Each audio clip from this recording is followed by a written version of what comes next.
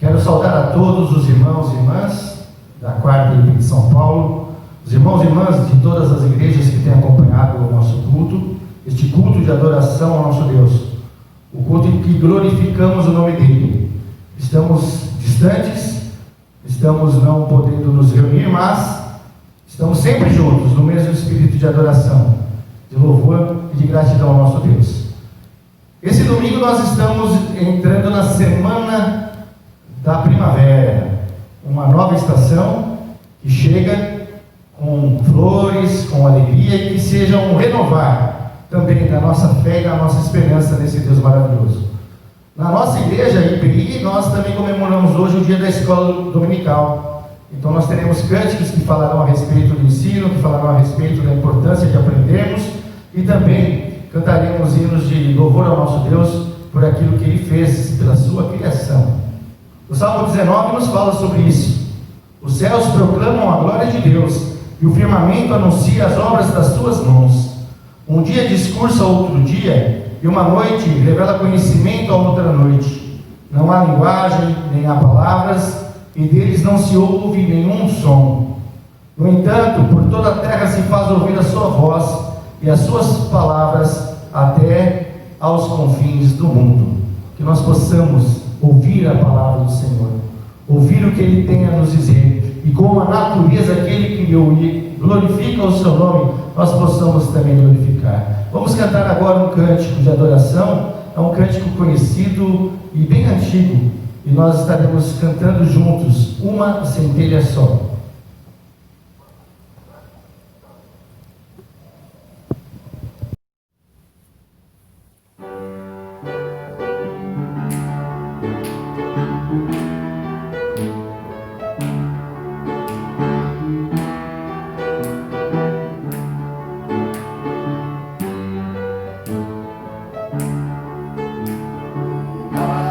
Centelha só, o grande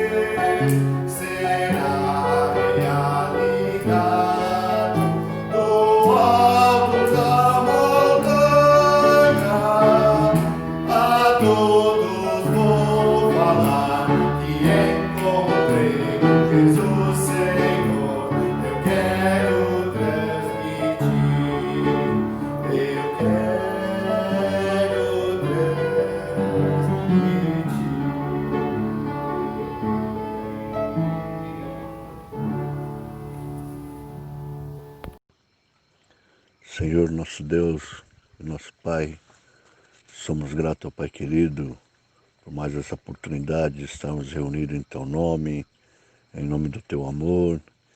É neste amor, ó Pai, é nessa fé que nós te pedimos em Sua santa inspiração, ó Pai, para a palavra que vai ser proferida, ó Pai, que Tu possas estar iluminando o nosso pastor, que vai estar trazendo a Tua mensagem, Senhor. Que a Sua palavra seja revelada através do Teu servo, o pastor, em nome de Jesus. Amém, Senhor. Irmãos, faremos a leitura alternada que se encontra no livro de Provérbios. Leremos no capítulo 4, os versículos de 10 a 27. A palavra do Senhor nos diz: Ouve, filho meu, e aceita as minhas palavras, e se te multiplicarão os anos de vida. No caminho da sabedoria te ensinei, e pelas veredas da retidão te fiz andar. Em andando por elas, não se embaraçarão os teus passos. Se correres, não tropeçarás. Retém a instrução e não a largues, guarda, porque ela é a tua vida. Não entres na vereda dos perversos, nem sigas pelo caminho dos maus. Evita-o, não passe por ele. Desvia-te dele e passe de largo. Pois não dormem, se não fizerem mal, e foge deles o sono, se não fizerem tropeçar alguém. Porque come o pão da impiedade e bebe o vinho das violências. Mas a vereda dos justos é como a luz da aurora, que vai brilhando mais e mais até ser dia perfeito. O caminho dos perversos é como a escuridão, nem sabe eles em que tropeçam. Filho meu, atenta para as minhas palavras, aos meus ensinamentos, inclina os ouvidos. Não desvies, aparta-se dos teus olhos, guarda-os no mais íntimo do teu coração. Porque são vida para quem os acha, e saúde para o seu corpo. Sobre tudo o que deve guardar, guarda o teu coração, porque dele procedem as fontes da vida. Desvia-te de ti a falsidade da boca e afasta de ti a perversidade dos lábios. Os teus olhos olhem direto, as suas pálpebras diretamente diante de ti. Pondera a vereda de teus pés, e todos os teus caminhos sejam retos. Não declines nem para a direita, nem para a esquerda. Retire o teu pé do mal. Amém. Meus irmãos e irmãs, vamos cantar o hino Culto à Trindade.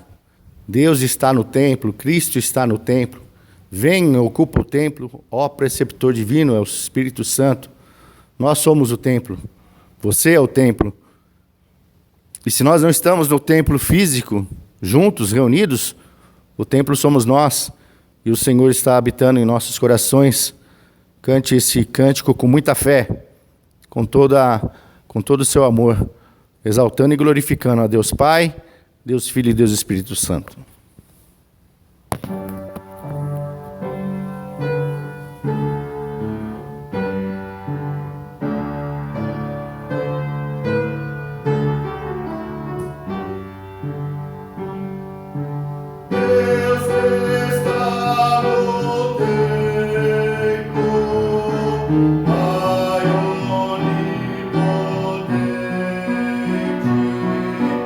A seus pés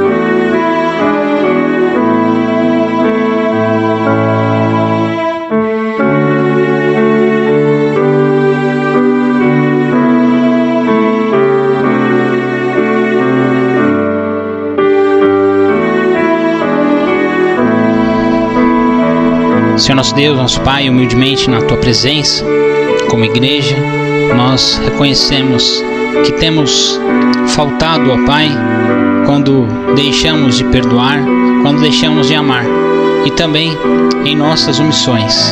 Por isso, sinceramente, diante da Tua graça, do Teu amor para conosco, pedimos perdão. Em nome de Jesus. Amém.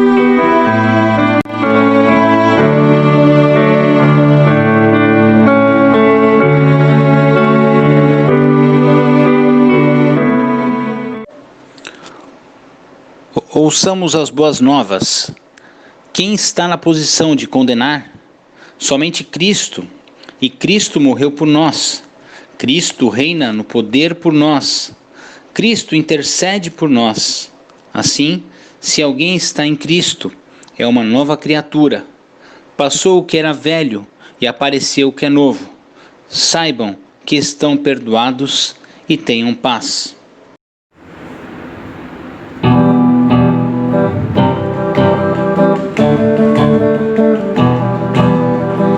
Eu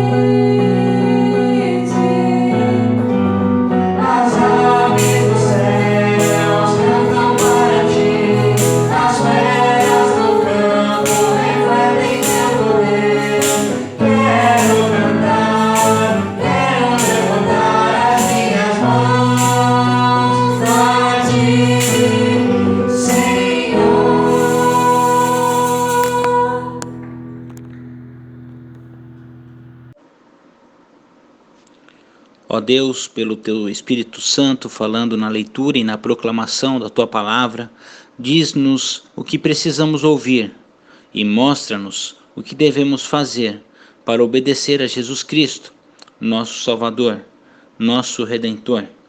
Amém. A leitura para a nossa meditação desta noite está em 2 Timóteo, segunda epístola de Paulo a Timóteo, capítulo 3.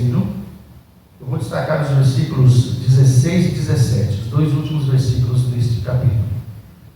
Toda a Escritura é inspirada por Deus e útil para o ensino, para a repreensão, para a correção, para a educação na justiça, a fim de que o homem de Deus seja perfeito e perfeitamente habilitado para toda boa obra. Palavras de vida eterna.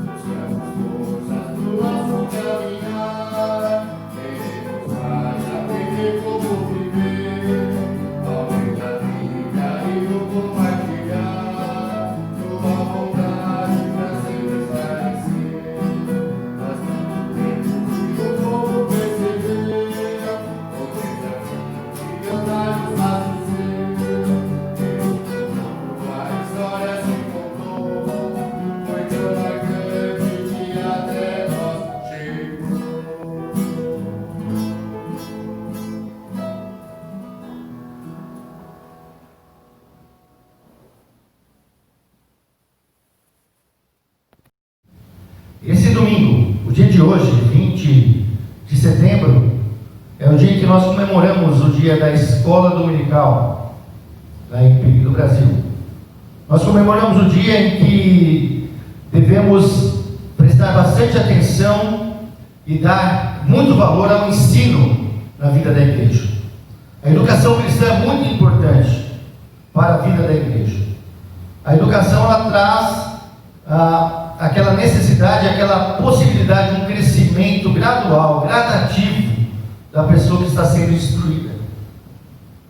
Isso também acontece na escola, em que a criança começa a se desenvolver, descobrir o mundo, descobrir as coisas que estão ao seu redor, e através do ensino, ela é retirada daquilo que ela está aprendendo, daquilo que ela está observando, ela vai então aprimorando e vai ampliando o seu conhecimento, a sua experiência. Na vida cristã não é diferente.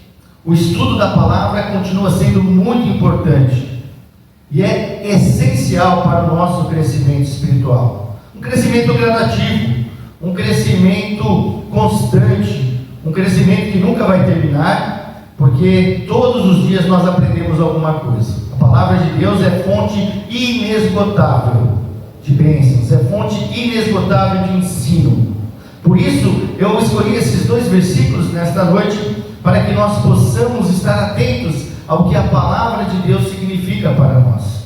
Quando o apóstolo Paulo está orientando o jovem pastor Timóteo, ele o orienta a respeito do seu procedimento como pastor de ovelhas, perante a igreja a qual ele estava responsável, pela qual ele estava responsável. Timóteo tinha ali, diante daquelas pessoas, uma responsabilidade muito grande. Então o apóstolo Paulo o ensina, o exorta, explica para Timóteo qual deve ser o procedimento dele, para com as pessoas mais velhas, com muito respeito, para com as pessoas que estão em dificuldade no seu crescimento espiritual e precisam de correção. Deve haver amor, deve haver cuidado para com essas pessoas. O apóstolo Paulo dá a Timóteo então todas as orientações necessárias para que ele seja um pastor como diz o próprio apóstolo num dos versículos, um obreiro aprovado, que não tem do que se envergonhar e que maneja bem a palavra da verdade.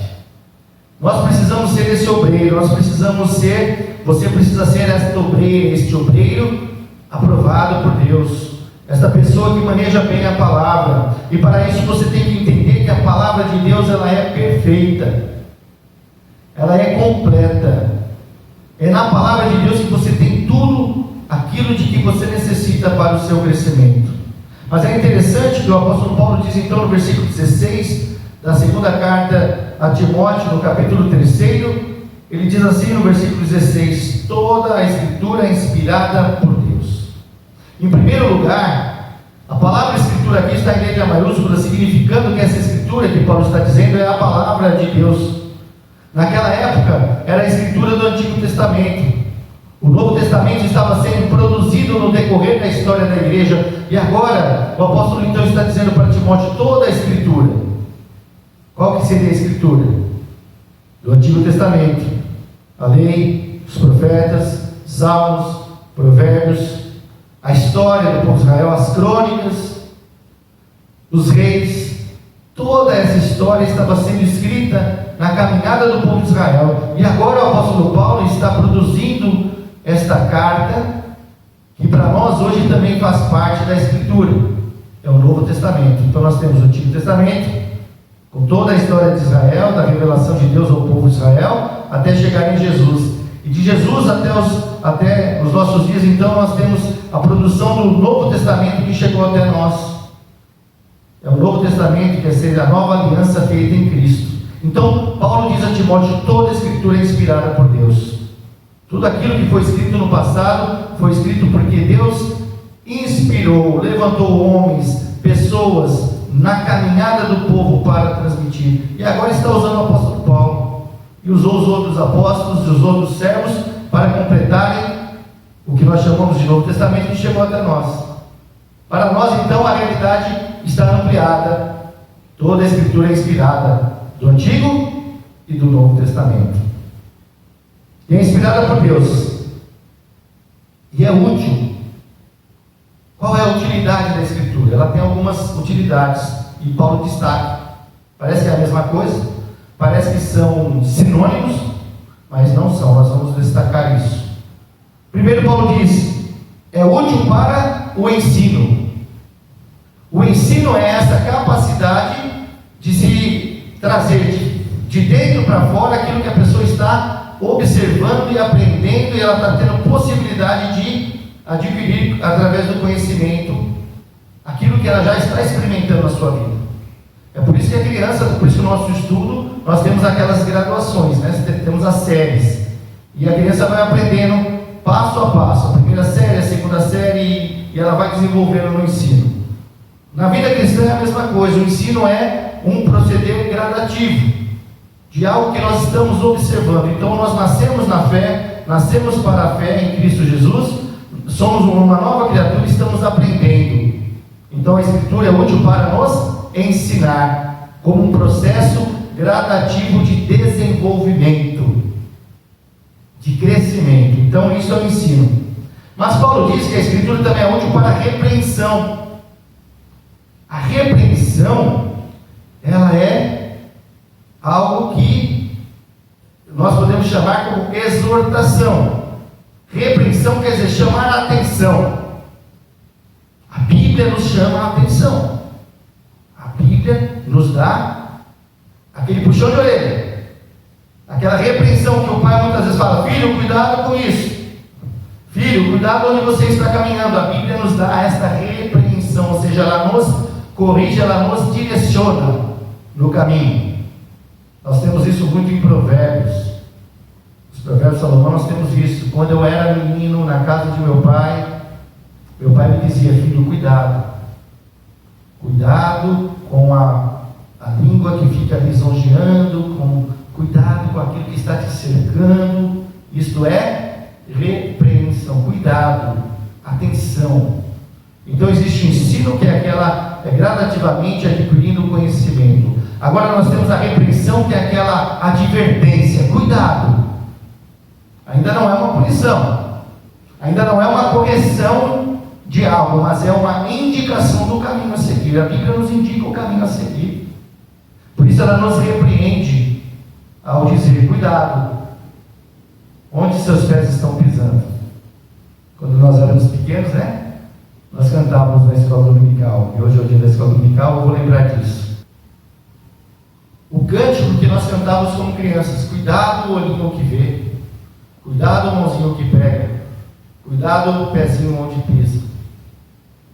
E nós cantávamos essa música dizendo: olha, Deus lá do céu está olhando. Isso é repreensão, é atenção, é cuidado, é uma advertência para que nós não desviemos o nosso olhar, não desviemos o nosso caminhar, que as nossas mãos sejam mãos que possam trabalhar sempre pela justiça, trabalhar sempre pela paz, agir sempre de forma honesta. E nós somos então repreendidos: cuidado, tenha atenção.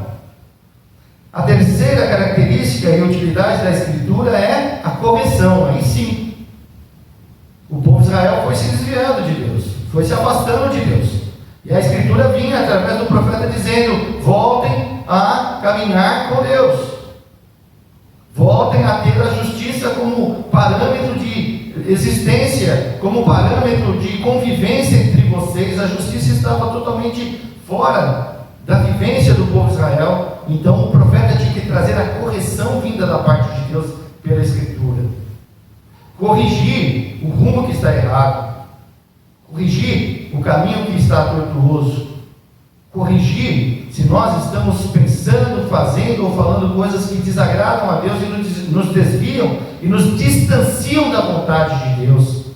A Escritura nos corrige, e nós precisamos ter humildade para sermos corrigidos, porque quando nós éramos pequenos, os nossos pais nos corrigiam segundo o conhecimento e entendimento deles, e nós tínhamos que obedecer e respeitávamos a correção dos nossos pais.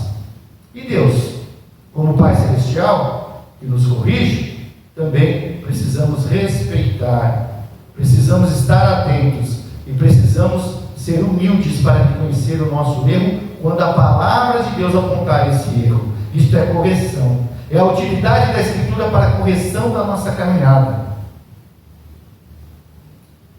Mas termina no versículo 16 dizendo que a Escritura também é inspirada por Deus e útil para a educação na justiça.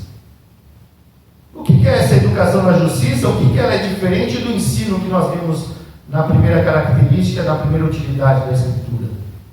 A correção, a educação na justiça significa que a cada dia nós precisamos aprimorar o nosso procedimento no reino de Deus. A justiça aqui significa aquilo que Cristo fez na cruz por mim e por você. Então nós precisamos a cada dia sermos educados de acordo com a perspectiva de Deus, que cumpriu a sua justiça, mandando o seu Filho. Ele mesmo providenciou a justiça para que a justiça dele fosse satisfeita. E nós precisamos ser educados nisso, porque nós, como seres humanos, queremos muitas vezes reivindicar o nosso direito, queremos muitas vezes impor a nossa vontade, mas nós precisamos, em primeiro lugar, buscar a vontade de Deus. E mais uma vez aqui, lembrando que eu já declarei e lembrei no domingo passado, o Senhor Jesus declarou: buscai, pois, em primeiro lugar o reino de Deus e a sua justiça, e as demais coisas nos serão acrescentadas. Ser educado na justiça, ser educado nos princípios do reino de Deus. E nós vamos, e eu vou sempre falar isso, porque esse é o nosso objetivo de vida, esse é o objetivo do cristão. Se ele não é educado na justiça, se ele não trata as coisas na perspectiva do reino de Deus, ele está tratando as coisas na perspectiva do reino terreno, do materialismo, do egoísmo, e ele vai ser sempre uma pessoa que vai estar fora da comunhão com Deus, fora da sintonia com aquele Deus que nos criou e que providenciou a salvação para nós em Cristo Jesus. Permita-se ser educado na justiça pela palavra que está na tua mão. Leia esta palavra todos os dias para ser educado na justiça, porque ela tem essa finalidade que está no versículo 17, a fim de que o homem de Deus, e aqui eu vou dizer de uma outra forma, a fim de que a pessoa que crê em Cristo, homem ou mulher, seja perfeito,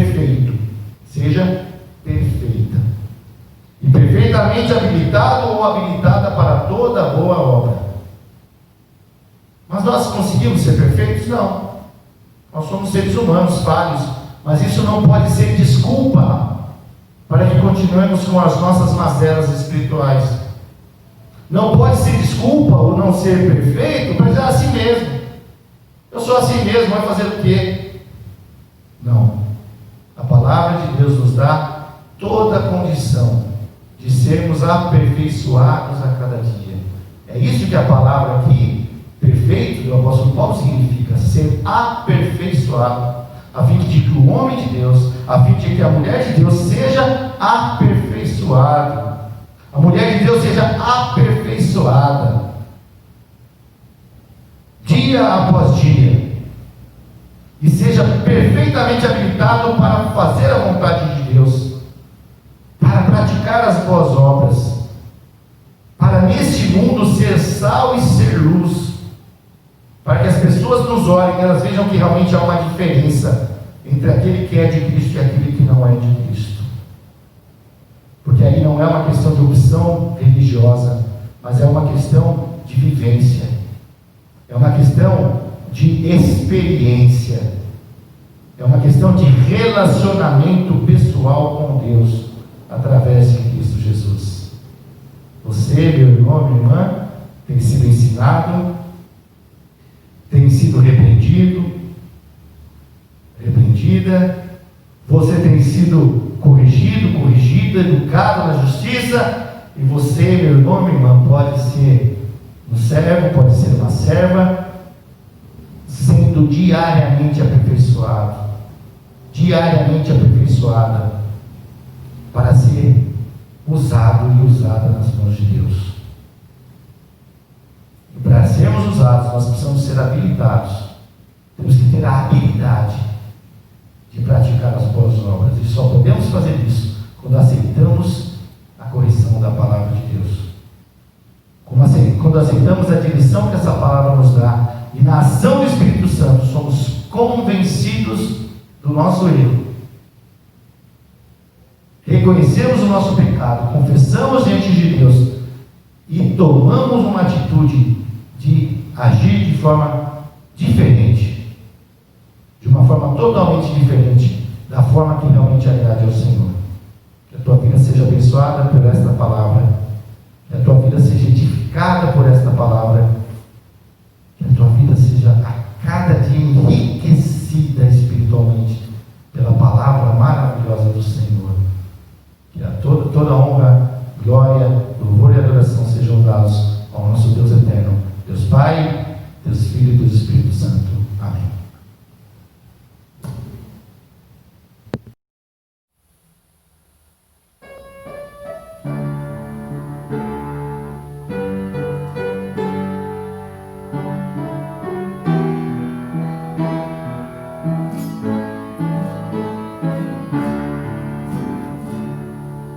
This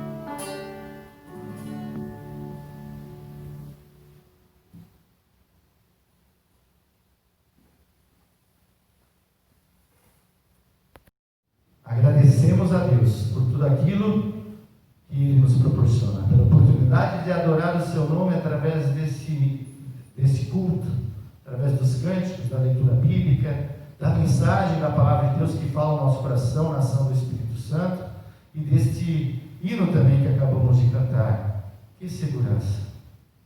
Sou de Jesus. Só por Ele eu posso viver na luz. Que você tenha esse hino como confissão de fé na sua vida. E esse finalzinho, essa última estrofe que diz: sempre submisso quero viver sua vontade, sempre fazer. Que isso seja realidade na sua vida, na minha vida, em resposta à palavra de Deus desta noite. Que Deus abençoe a sua vida, a sua família. Vamos orar.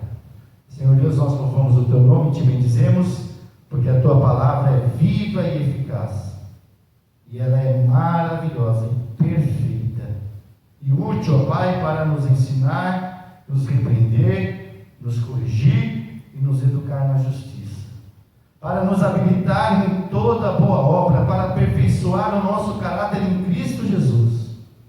E queremos agradecer por isso.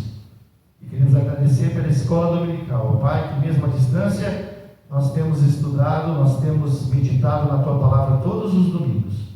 E queremos agora, Pai, orar por todos aqueles que estão, Pai, distantes da Tua casa, mas que não esquecem da importância da Tua palavra.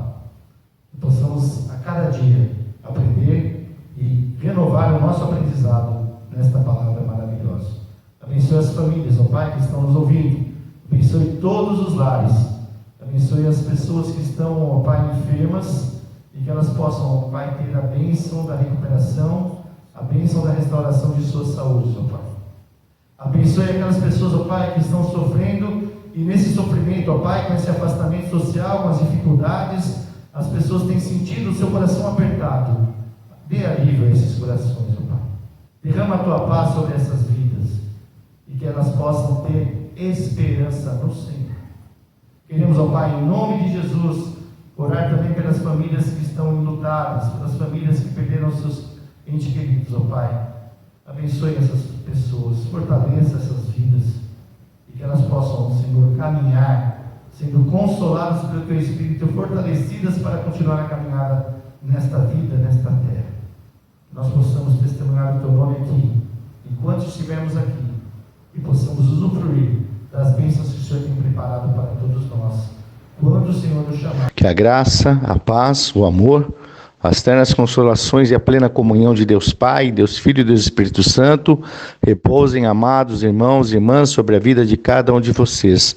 Repousem sobre a vida de todos aqueles que confessam a Cristo como único Senhor e Salvador, povo que o adora, povo que proclama o seu nome, povo que busca obedecer a sua palavra e aguarda ansioso a sua vinda na consumação dos séculos. Amém.